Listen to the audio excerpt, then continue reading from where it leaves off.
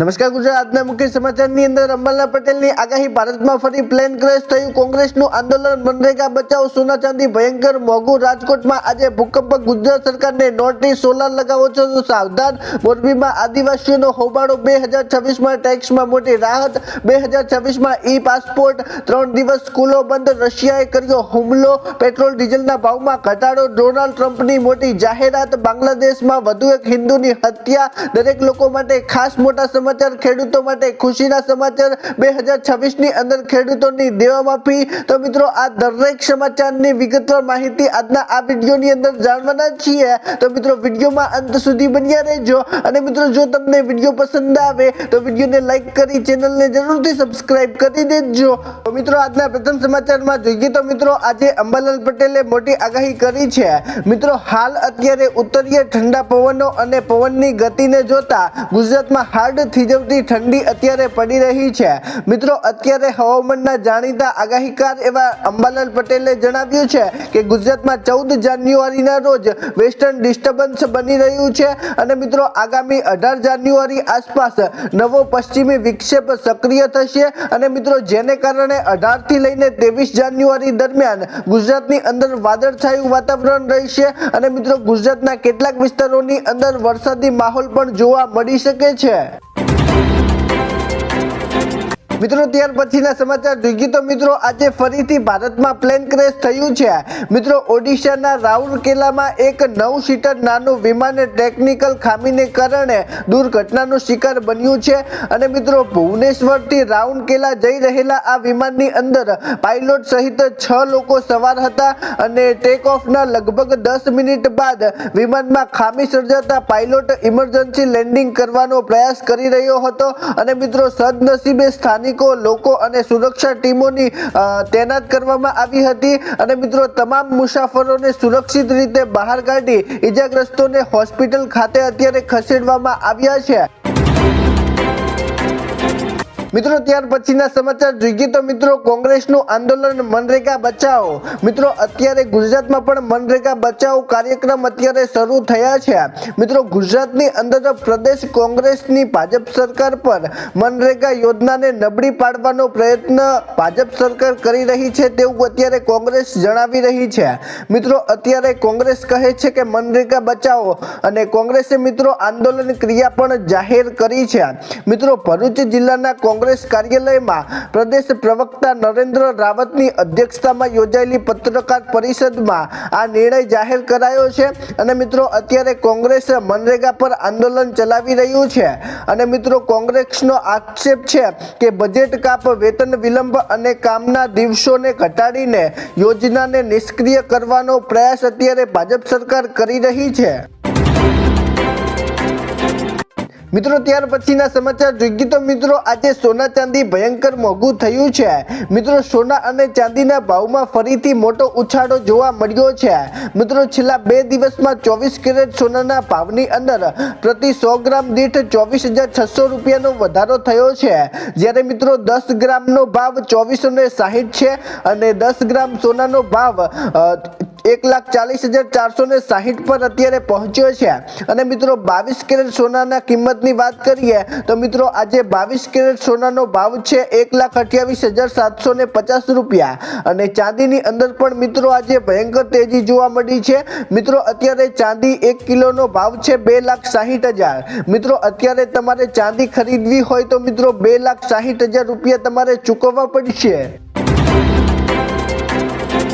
મિત્રો ત્યાર પછીના સમાચાર જોઈએ તો મિત્રો આજે રાજકોટમાં ભૂકંપ મિત્રો આજે રાજકોટ સહિત સૌરાષ્ટ્રના કેટલાક વિસ્તારોમાં વહેલી સવારે ભૂકંપના આંચકા અનુભવાતા લોકોમાં ફળફળાટ ફેલાઈ ગયો હતો અને મિત્રો ભૂકંપનું કેન્દ્ર બિંદુ રાજકોટથી થોડે દૂર નોંધાયું હતું અને મિત્રો તેની તીવ્રતા રિક્ટર સ્કેલ પર મોડેરેટ હોવાનું જાણવા મળ્યું છે મિત્રો સવારના સમયે જ્યારે લોકો નિંદ્રાહીન હતા ત્યારે મિત્રો અચાનક ધરતી ધૂંધતા લોકો ઘરની બહાર દોડી આવ્યા હતા અને મિત્રો આ આંચકાને કારણે જાનહાનિ કે નુકસાનના સમાચાર હજી સુધી મળ્યા નથી મિત્રો ત્યાર પછીના સમાચાર જોઈએ તો મિત્રો ગુજરાત સરકારને નોટિસ।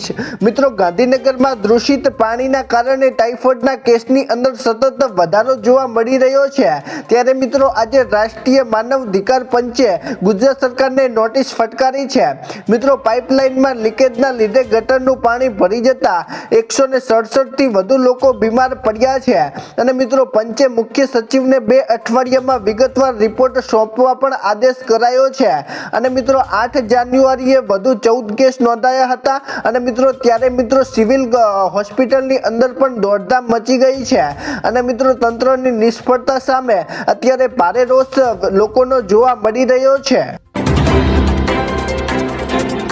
મિત્રો ત્યાર પછીના સમાચાર જોઈએ તો મિત્રો જો તમે પણ સોલાર લગાવો છો તો મિત્રો સાવધાન થઈ જજો। મિત્રો જો તમારા ઘરમાં પણ સોલાર તમે લગાવવાના હોય તો મિત્રો તમે તે કાર્ય બંધ રાખજો। મિત્રો ગુજરાતમાં હવે સૌર ઉર્જાના વિકલ્પ તરીકે રૂફટોપ પવનચક્કી લોકપ્રિય થઈ રહી છે।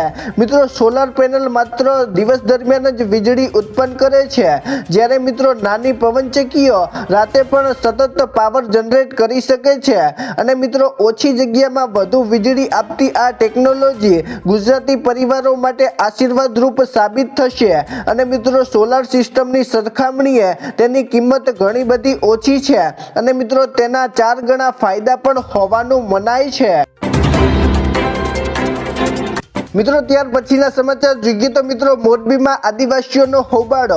મિત્રો મોરબી જિલ્લાની અંદર આદિવાસી સમાજે આજે કલેક્ટરને આવેદન પત્ર આપ્યું હતું। મિત્રો મોરબી ટંકારા સહિતના વિસ્તારોમાં ખેતીવાડી અને ઔદ્યોગિક એકમોમાં કામ કરતા આદિવાસી પરિવારોના શોષણ અને સુવિધાના અભાવના આક્ષેપો સાથે 12 મુખ્ય માંગણીઓ અત્યારે કલેક્ટર સામે રજૂ કરાઈ છે। મિત્રો ગુજરાતના વિવિધ જિલ્લાઓ તેમજ રાજ્યથી બહાર આવતા આદિવાસીઓ શ્રમિકોને જરૂરી સલામતીના સાધનો અને પ્રાથમિક સુવિધાઓ અને યોગ્ય વેતન ન મળતું હોવાના અત્યારે આદિવાસીઓના આક્ષેપ છે। મિત્રો ત્યાર પછીના સમાચાર જોઈએ તો મિત્રો 2026ની અંદર ટેક્સમાં મોટી રાહત મળશે। મિત્રો બજેટ 2026માં મધ્યમ વર્ગ માટે ટેક્સમાં રાહત મળવાની શક્યતા છે। મિત્રો ટેક્સ ફ્રી આવકની મર્યાદા 13 લાખથી વધારીને 15 લાખ થઈ શકે છે। મિત્રો નવા ટેક્સ રેજિમમાં સ્ટાન્ડર્ડ ડિડક્શન 75,000થી 1 લાખ રૂપિયા થઈ શકે છે અને મિત્રો જૂના રેજિમમાં સેક્શન 80C ની મર્યાદા 1.5 લાખથી 2 લાખ અને 2,05,000 સેક્શનની અંદર 80D અને 25,000થી 50,000 થઈ શકે છે। મિત્રો NSPમાં સૌથી વધુ ટેક્સ લાભ અને LTCG ની અંદર મુક્તિ મર્યાદા 1.25 લાખથી વધારીને 1.5 લાખ કે 2 લાખ થઈ શકે છે। મિત્રો ત્યાર પછીના સમાચાર જોઈએ તો મિત્રો 2026ની અંદર ભારત ઈ પાસપોર્ટ લોન્ચ કરી રહ્યું છે। મિત્રો ભારતમાં સરકારે ઈ પાસપોર્ટ સેવા શરૂ કરી છે, જેમાં મિત્રો પાસપોર્ટમાં ઉચ્ચ સિક્યોરિટી માટે RFID ચિપ ઉમેરવામાં આવે છે અને મિત્રો આ ઈ પાસપોર્ટમાં હોલ્ડરની બાયોમેટ્રિક અને અગત્ય માહિતી સુરક્ષિત રીતે સ્ટોર થાય છે અને જેથી મિત્રો મુસાફરી દરમિયાન ઝડપી તપાસ માટે વધારે સુરક્ષા મળે છે। મિત્રો પહેલાના પાસપોર્ટ પણ હજી સુધી માન્ય રહેશે અને જ્યાં સુધી તેની અવધિ પૂરી નહીં થાય ત્યાં સુધી તમામ મિત્રો નવા અથવા રિન્યુઅલ અરજદારને ઈ પાસપોર્ટ જ મળશે તેવું પણ કહેવામાં આવી રહ્યું છે। મિત્રો ત્યાર પછીના સમાચાર જોઈએ તો મિત્રો 3 દિવસ સ્કૂલો બંધ। મિત્રો ઉત્તર ભારતના અનેક રાજ્યોમાં 13 જાન્યુઆરીના રોજ શાળાઓની અંદર રજા જાહેર કરવામાં આવી છે। મિત્રો પંજાબ હરિયાણાના મુખ્ય તહેવાર લોહરી નિમિત્તે તમામ સરકારી અને ખાનગી શાળાઓ બંધ રહેશે। મિત્રો આ ઉપરાંત મકર સંક્રાંતિના તહેવારને ધ્યાનમાં રાખીને અનેક રાજ્યોની અંદર 15 જાન્યુઆરી સુધી શૈક્ષણિક કાર્ય બંધ રાખવાની શક્યતા છે। મિત્રો આમ 3 દિવસ સળંગ રજા મળવાથી વિદ્યાર્થીઓમાં અનેરો ઉત્સાહ આજે જોવા મળ્યો છે। મિત્રો ત્યાર પછીના સમાચાર જોઈએ તો મિત્રો રશિયાએ કર્યો હુમલો। મિત્રો રશિયાએ યુક્રેન પર રાતોરાત 242 ડ્રોન અને 36 મિસાઇલો વડે ભીષણ હુમલો કર્યો છે। મિત્રો આ હુમલામાં બીજી વાર અત્યંત ઘાતક ઓરક્ષિક હાઈપેનિક મિસાઇલનો ઉપયોગ કરવામાં આવ્યો છે અને મિત્રો જેના કારણે કીવમાં 4 લોકોના મોત થયા છે અને મિત્રો 25 લોકો ઘાયલ થયા છે। મિત્રો રશિયાએ આ પુતિનના નિવાસસ્થાન પર થયેલા ડ્રોન હુમલાનો બદલો ગણવ્યો છે। મિત્રો આ હુમલાથી યુક્રેનના ઉર્જા માળખા અને કાતરાના રજુદિયાશોને ભારે નુકસાન પહોંચ્યું છે।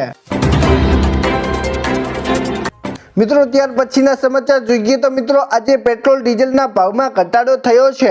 મિત્રો આજે તારીખ 11 જાન્યુઆરી 2026ના રોજ પેટ્રોલ ડીઝલના ભાવમાં ઘટાડો થયો છે। મિત્રો ગુજરાતમાં પેટ્રોલ ડીઝલના ભાવ આપણે જોઈએ તો મિત્રો રાજ્યની અંદર અત્યારે સરેરાશ પેટ્રોલનો ભાવ 94.95 પૈસા છે અને જ્યારે મિત્રો ડીઝલના ભાવની વાત કરીએ તો મિત્રો ડીઝલનો ભાવ 90.90 રૂપિયા છે, જ્યારે મિત્રો અમદાવાદની અંદર પેટ્રોલનો ભાવ 94.60 રૂપિયા અને સુરતની અંદર પેટ્રોલનો ભાવ 95 રૂપિયા જેવો અત્યારે જોવા મળી રહ્યો છે। મિત્રો અલગ અલગ જિલ્લાઓમાં અલગ અલગ ભાવો અત્યારે જોવા મળી રહ્યા છે। મિત્રો ત્યાર પછીના સમાચાર જોઈએ તો મિત્રો ડોનાલ્ડ ટ્રમ્પની મોટી જાહેરાત। મિત્રો અમેરિકી રાષ્ટ્રપતિ ડોનાલ્ડ ટ્રમ્પે તેલ કંપનીઓના અધિકારીઓ સાથે બેઠક બાદ વેનેઝુએલાનું 5 કરોડ બેરલ તેલ વેચવાની જાહેરાત કરી છે। મિત્રો ટ્રમ્પે સંકેતો આપ્યા છે કે તેઓ ભારતને પણ આ તેલ ખરીદવાની મંજૂરી આપવા માટે તૈયાર છે। મિત્રો તેમણે સ્પષ્ટપણે કહ્યું કે કંપનીઓ વેનેઝુએલામાં તેલ ઉત્પાદન વધારવા માટે રોકાણ કરશે અને તેઓ નિર્ણય અમેરિકા લેશે અને મિત્રો આ પગલાથી વૈશ્વિક તેલ બજાર અને અમેરિકા અને ભારતના વેપારી સંબંધો પર મોટી અસર પડશે તેવું અત્યારે કહેવામાં આવી રહ્યું છે। મિત્રો ત્યાર પછીના સમાચાર જોઈએ તો મિત્રો બાંગ્લાદેશમાં વધુ એક હિન્દુની હત્યા થઈ છે। મિત્રો બાંગ્લાદેશમાં હિન્દુઓ પર અત્યાચાર અત્યારે પણ યથાવત છે। મિત્રો સુનામંગના જોય મુખર્જી નિદ્યાંતને માર્યા બાદ ઝેર આપીને હત્યા કરાઈ છે। મિત્રો છેલ્લા 20 દિવસમાં 7 હિન્દુઓની હત્યાના અહેવાલ છે, જેમાં મિત્રો મિથુન સરકાર અને દીપુ ચંદ્રદાસ જેવા યુવાનો આની અંદર સામેલ છે। મિત્રો ઓગસ્ટ 2024 પછી હિંસામાં 23 થી વધુ હિન્દુઓએ જીવ ગુમાવ્યા છે।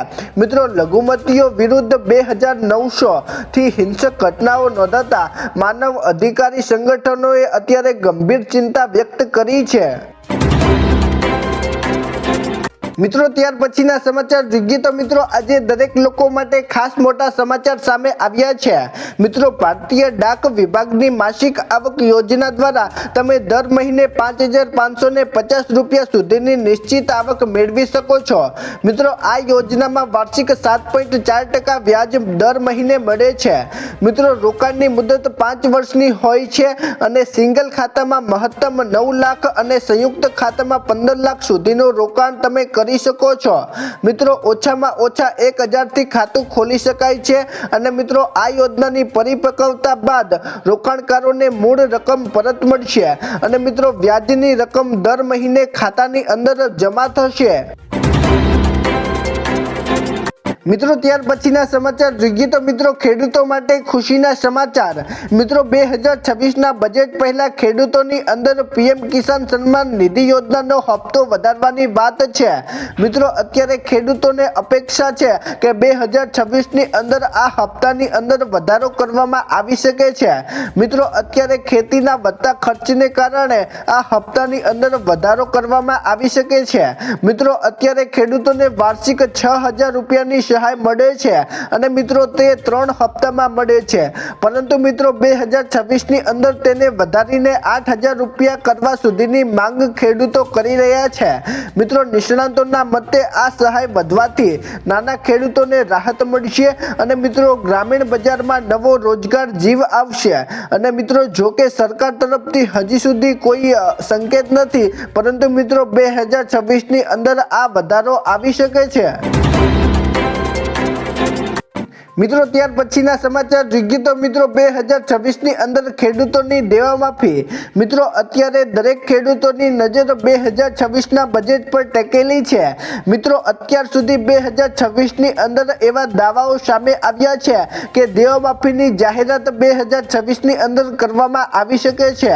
મિત્રો તેવું સરકાર ઘણા સમયથી જણાવી રહી હતી, પરંતુ મિત્રો સરકાર આના ઉપર મોઢું ખોલી રહી ન હતી. મિત્રો અત્યારે ભૂપેન્દ્ર પટેલની કેબિનેટ બેઠકની અંદર જાણવા મળ્યું છે કે 2026ની અંદર ખેડૂતો માટે ખુશીનું વર્ષ છે અને મિત્રો આ વખતે સરકાર ખેડૂતો માટે નવી યોજના લઈને આવશે, કાં તો મિત્રો દેવા માફીની અંદર રાહત મળશે તેવું અત્યારે સરકાર તરફથી જાણવા મળી રહ્યું છે.